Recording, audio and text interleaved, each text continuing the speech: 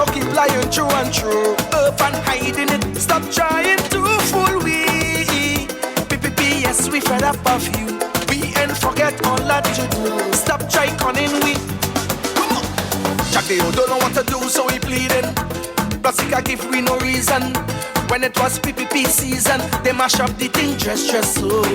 But people understand Guyana rise. What you win the oil, you win the lottery. No more PPP. Madia, I'm back. I am in Guyana's newest town, Guyana's highest town, and I want to make it the prettiest town in this country.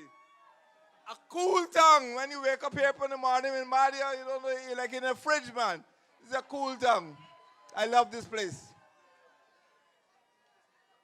I was so proud. Please sit down. I was so proud when I came here in October 2018, like Ronald said just now. One of the proudest moments of my entire presidency was being here to help you to transform this village into Guyana's 10th town. Congratulations, and I want to keep on coming back. Forward ever, backwards never, never. To be here to celebrate with you, to make this village into a town. No longer will you be a Cinderella. No longer will people look down on you. You will be able to say you have your own town council, you have your own mayor, and you're running your own affairs. You are proud, and I am proud for you. And we'll continue building Madi, we'll continue building Putaro Seperuni, this great region. A region that is bigger than Kuwait. A region that produces gold and diamonds. You should be part of the richest part of Guyana. But you've been kept down for so long. But now the APNU is here. We're going to build you up and make your residents prosperous. There must be no division between the coastline and hinterland. You must get the same services that people in the coastline are getting. Madia, your time has come. We aren't going back. We're not going back. Never again will you be a village. Never again will Ganga Prasad come here and say he's setting up an IMC. Never again will the PPP take control of this great region. Forward ever, backwards never. Thank you for coming out tonight in your numbers.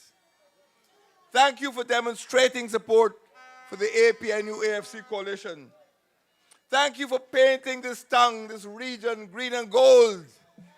It is not a red region. Don't worry with these German flags you're seeing on the street.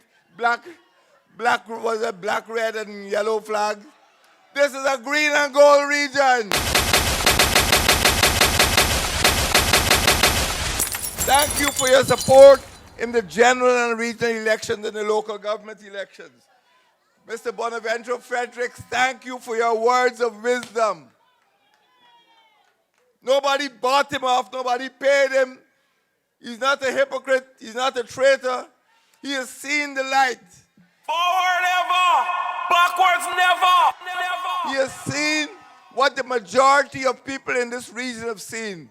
That APNU AFC is concerned with the welfare of every single Guyanese. Whether he's Amerindian, African, Indian, Chinese, Portuguese, mixed, we are concerned with every citizen in this country. We don't understand differentiation because of race, or because of religion, or because of region. We serve all Guyanese citizens, and more people are seeing that, and they're abandoning the PPP to come over to the six-party coalition that is going to run this country for the next 10 years. Forward ever, backwards never. Tonight, there's live streaming. Every eye in Guyana is looking at Madia. Every ear is listening to what you say. Give Guyana a shout, Madia! Yeah! Yeah!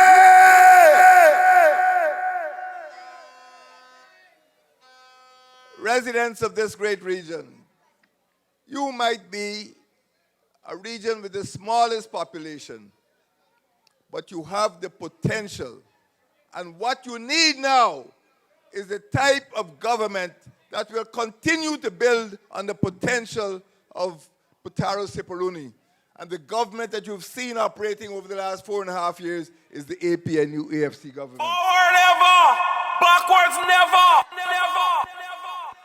On the 1st of January, I declared a decade of development. Well, it means that I didn't intend to leave here for just now.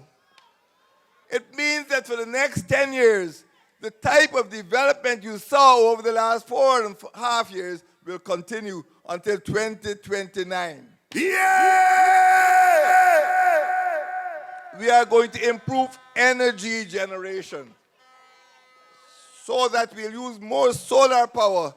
This is the first region in Guyana to have hydropower at Tuba-Tubari. Forward ever, backwards never. And we are going to continue to exploit hydropower, solar power, wind power to ensure that every house in Putaro Siparuni has light so the children can study day and night, so that schools can function, medical centers can function. Yeah! We are going to protect the mining industry. We are not shutting down the mining industry. This is a mining town. People came from all over the Caribbean. This was their El Dorado. Right here in Madi, you have the descendants of St. Lucian and other West Indians. This is the El Dorado, and Guyana will continue to be the El Dorado for the other West Indian countries. The mining industry will not be eliminated. It will be improved so that you all continue to make a living, but along strict environmental standards.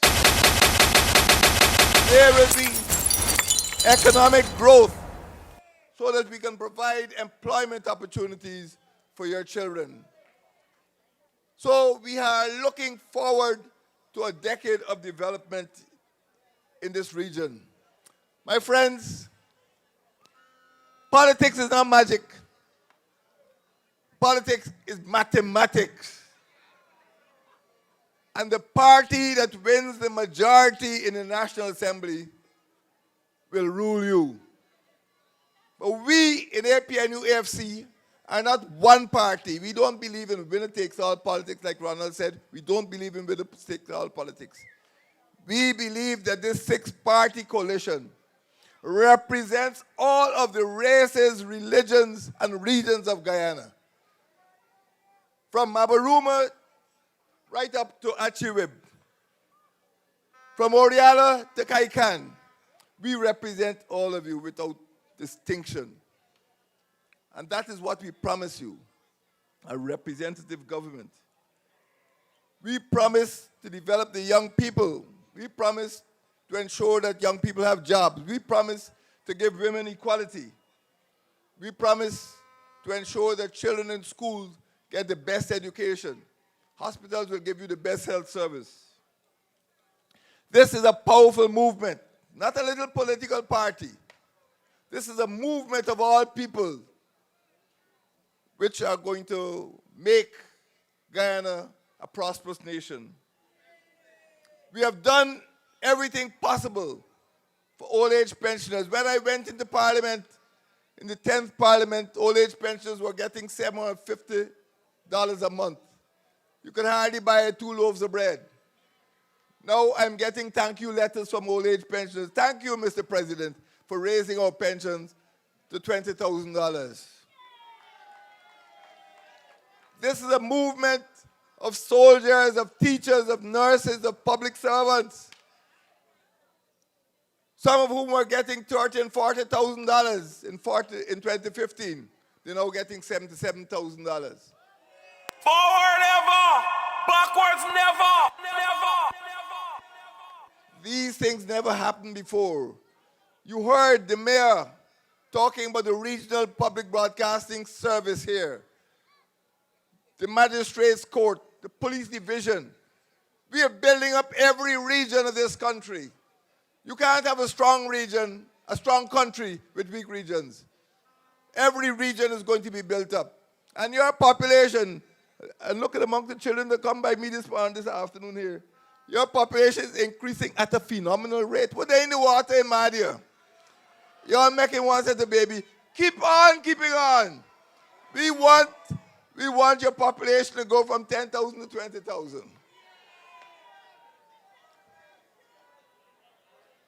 But, my friends, how did these changes come about in Madhya and Patara Siparuni? They didn't come about because you sat on your hands. They came about because you had the power to make changes. And you gave us that power by voting for us, for APNU AFC. And if you want the changes to continue, you have to go out on the 2nd of March and vote for APNU AFC. My friends, let me tell you something.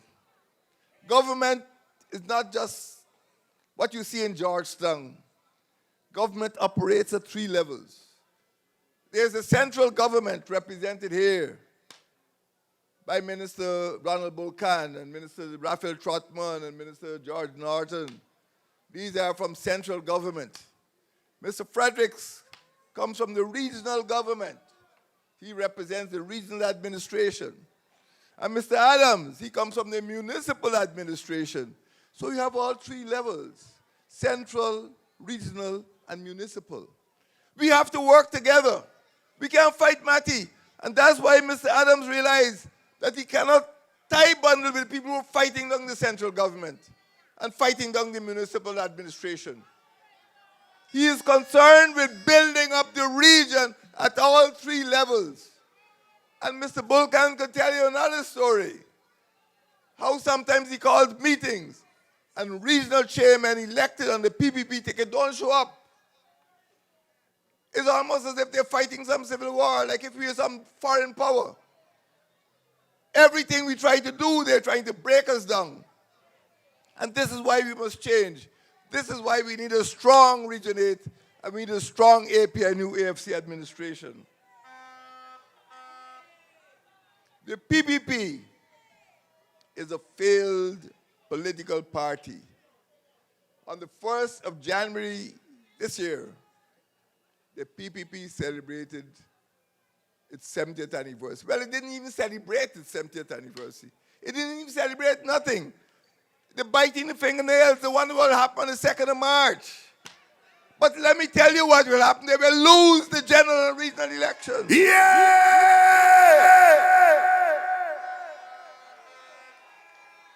The PPP has failed to build partnerships with the people of the regions. The PPP has failed to provide leadership to the people of this region.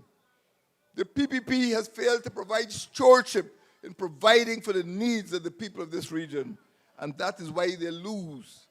That is why they belong to the past. They don't belong to Guyana's future. They belong in the garbage bag of history. Forward ever, backwards never, never. Now, Madhya, you've heard about developments from the Tushau, Deputy Tushau of Paramakatoy. Ask yourselves the question. You've heard from the regional chairman, Mr. Fredericks. Ask yourselves a question. What was the PPP doing for 23 years? Tell me, do you want the Phantom Squad to come back in this country? Tell me, do you want another fiber optic cable from Latam? Tell me, do you want another Skeldon sugar factory? Do you want another Pradoville? Well, you know what you got to do on the 2nd of March. The PPP from 2000 to 2010 ran a country in which a phantom squad, a death squad was rampant. A minister of the government used the government letterhead to import a laptop computer so they can track down people, using a government letterhead to put power in the hands of a murderer. We had a cabinet in which a minister of the government sitting down right next to the president was assassinated. He didn't even convene a commission of inquiry. He didn't convene an inquest, nothing at all. When I got in the power, the man family coming to me, Mr. Granger, how did Satinosa die? What will I tell them? During that period, 2000 to 2010, there were 1,431 murders in this country. Who was the president then?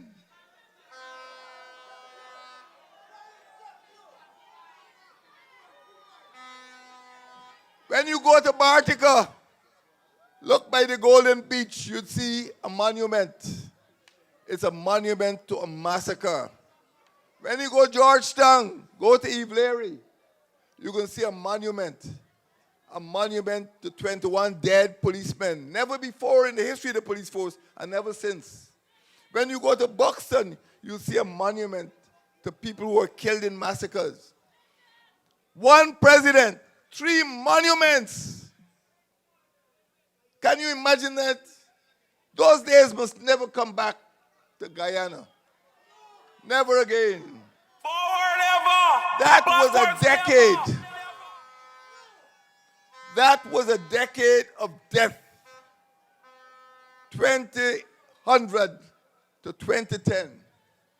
On the 1st of January this year, my brothers and sisters, I launched a decade of development.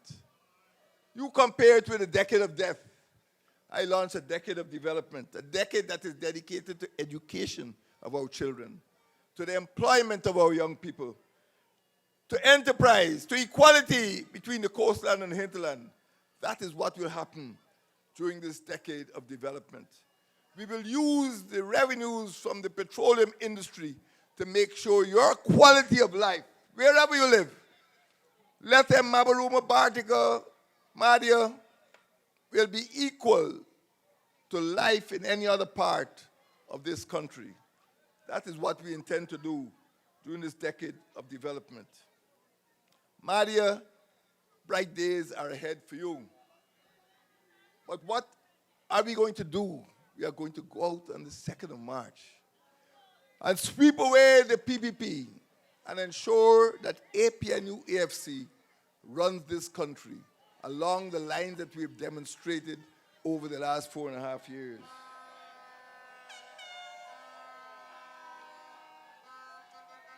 Now, at the top of my list is what we have a plan, what we are planning to do for our young people.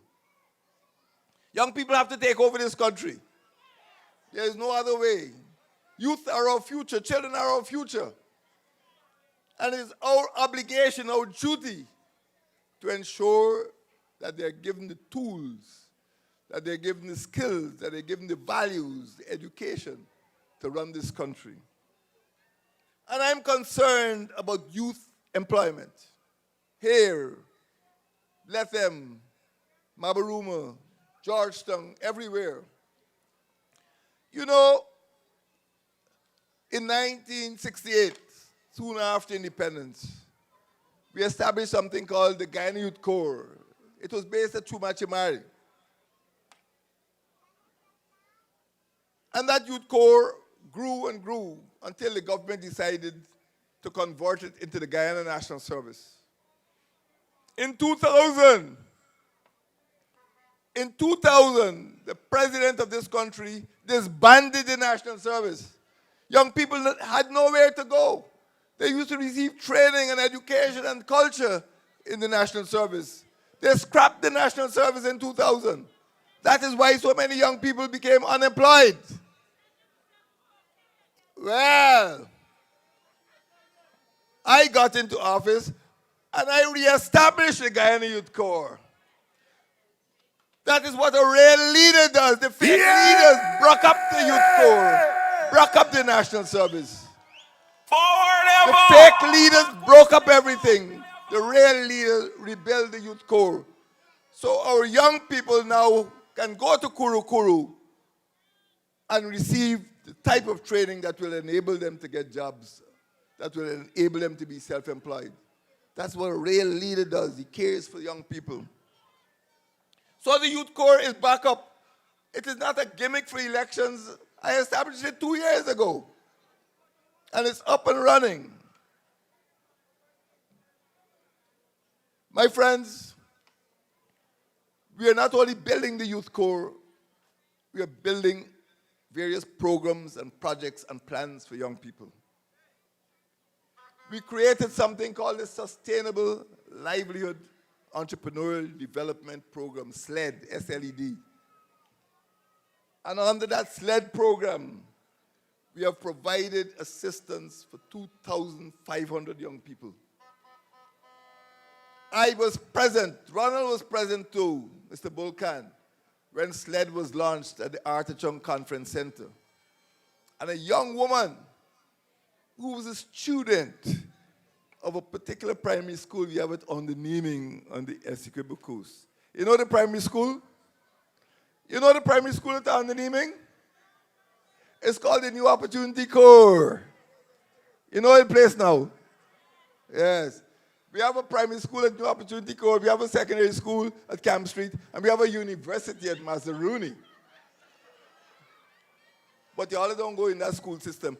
But the young woman had come out of the New Opportunity Corps, and she said, today, I am a successful businesswoman because of SLED, organized by the APNU AFC administration. It doesn't matter if you had a murky past, we will give you a bright future under the APNU AFC. Forward ever, backwards never, never. And the hinterland wasn't forgotten. We established the Hinterland Employment Youth Service, HEYS.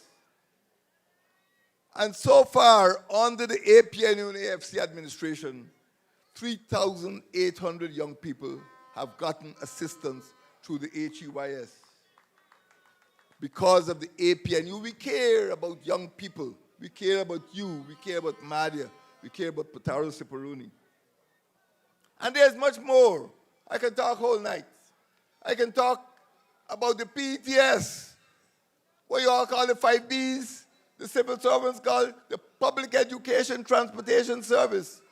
My wife come here and deliver bicycles. I come here and give bicycles so the children can go to school. Buses, boats, and bicycles. Every major river in this country now has a boat. From the Pomeroon, Barbies, Demerara, Kanji, all have boats taking children to school, free of charge. Buses taking children to school. Bicycles taking children to school. And when they get into school, many of them, particularly in the hinterland, have something to eat. That is what we call the school feeding program, the public education nutrition service. And these meals help children to take their lessons seriously. So when they go to school, they don't slump and sleep because they know they'll get something to eat. They know they'll have transport to take them home. So, my friends, this is a caring administration. We're not just talking the talk about international relations. We're coming down to the grassroots level to make sure you, your sons and daughters, and your children get a better quality of life. This is the time, 2020, the start of a new decade of this millennium. Next month, March, is the month, and the 2nd is the day when we are going to take control of this country and move it forward so that every part of this country, every region will be developed. And we will do this because APNU AFC is on the rise and the PPP is on the decline. Yeah! The PPP is freaking out. That's the long and short of the story. They have a serious internal crisis of leadership. Many PPP members don't agree with what is taking place. It's eating away the party from inside. And from the outside, APNU, AFC is beating down the party. The PPP is suffering both internal and external pain. It is weakening. And that dissatisfaction and the strength of APNU, AFC is going to remove the PPP from the political scene in this country as the dominant force that it has exerted for the 23 years between 1992 and 2015. The decline of the PPP started at a certain point in time. The last time the PPP enjoyed strong support, and I admit that they had strong support, we all know that. I'm not a member of the PPP, and I never will be. But they used to have strong support up to the 1990s. And then something happened. The Pharaoh took over. I tell you, under Janet Jagan, the PPP was still able to get 220,000 votes in 1997. How they get it, I don't know. But let us say they get 220,000 votes. But by 2001, the votes declined to 210,000. It means they lose 10,000 votes. You understand? From one president to the next, they lose 10,000 votes. And by 2006, they lose 28,000 votes. They gone down to 182,000. And by 2011, they gone down to 164,000. They lose another 18,000. So people don't believe that this man can walk on water. Don't believe this man is a genius. The man is a losing candidate. They thought Region 2 was a stronghold, but they're declining. They thought Region 3 was a stronghold, but they're declining. They thought Region 6 was a stronghold, but they're declining. And everywhere they're declining, APNU and AFC is rising. Yeah! And I tell you, in 2020, on the 2nd of March, APNU AFC will win these elections. We will win in 2020. We'll win in 2025. And we'll win again in 2030. Yeah! Forward never! Backwards never! Everywhere in this country, people are coming over to the APNU AFC. It's a movement of Jah people. A movement. It's not a party here. Vote this, vote that. It's a movement. All the people are feeling this energy that APNU AFC is generating to develop this country. Everywhere the PPP is picketing and protesting, and everywhere the APNU AFC is building clinics, building wells, developing facilities for the people. We are building schools. We're making life comfortable for the people of this country. This is an important moment in your lives, in the lives of Potaro-Siparuni region, and in the lives of your children. This is the time to organize under the banner, the green and gold banner of APNU AFC. This is the time to move our control of Region 8 so that we don't get one seat, one vote.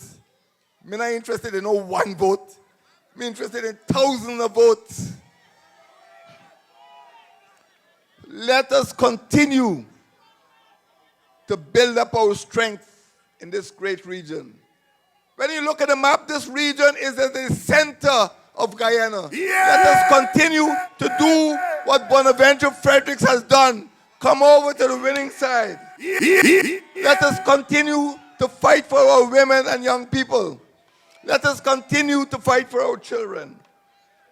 For the sake of Guyana, support the APNU AFC on the 2nd of March. We will win. Do you believe we will win? Yeah, Can we win? yeah. Let us go out there and win this region, win this country for APNU AFC. May God bless you all. Na na na na.